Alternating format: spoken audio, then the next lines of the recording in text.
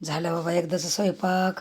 सकाळी तर एवढी गडबड होते डबे आणि नंतर बनवली बेसन पोळी. दीदीला माझ्या शाळेत न्यायला लवकर हे होत नाही, पातळ भाजी जमत नाही, म्हणून मग चला म्हणलं बेसन पोळी बनवते. आम्हाला बनवली इथं भाजी हरभऱ्याची आणि दीदीसाठी बनवली बेसन पोळी.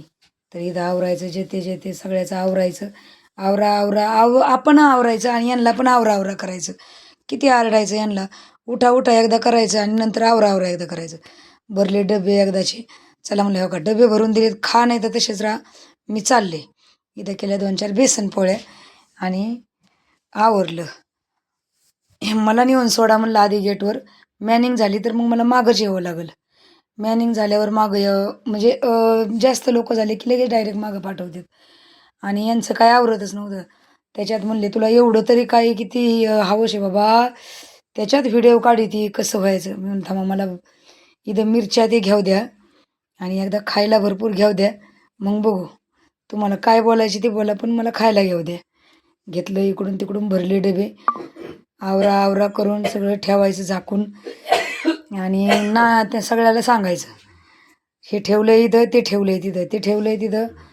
भरले 3 डबे आणि बाकीच्यांना म्हणलं तुम्ही डबे भरा न्या, नाही तर तसेच बसा. सामान राहिलं होतं काही आणि सांगितलं भाजी ते सगळं ठेवा. आता झाली सुट्टी झाली, आले इथं. तिकडून 10 रुपये घालून जायचं, पण थोडा अडचणीचा रस्ता आहे आणि इकडं वाघाची भीती काय जास्तच आहे. त्यामुळं म्हणलं चला आपलं 10 रुपये घालणं नको, पायाला थोडं ताण द्यावा, चालत जावा म्हणजे टेन्शन नाही. 10 रुपये बी घाला आणि वाघाच्या तावडीत बसा. पण इथं कसं रस्ता खांदून ठेवला आहे. काय ह्या लोकांच्या डोक्यात असतं काय माहिती. इथं खांदी देत, तिथं उकरी देत, तिथं उकरी देत. अंड्यावर कोंबडी बसल्यासारखं सारखं ते JCB उकरीतच राहतं आणि पुढं चालल्या होत्या बाया. अगं म्हणलं तुम्ही राहता कुठं, आमच्याच कंपनीतल्या, पण मला माहीत नव्हतं कुठं राहतात म्हणून. अगं तुम्ही राहता कुठं म्हणलं, मला येऊ द्या. मला काय कोणी येऊ देत नव्हतं. चला म्हणलं जाऊ द्या, त्यांच्या मागं का होईना आहेत आपल्याला सोबत कोणी ना कोणीतरी. मग भेटलं म्हणलं सोबत. मग त्यांना जरा गोड बोलले, कुठं राहता गं, इकडं राहता का, तिकडं राहता का, कुठल्या बिल्डिंगमध्ये राहता.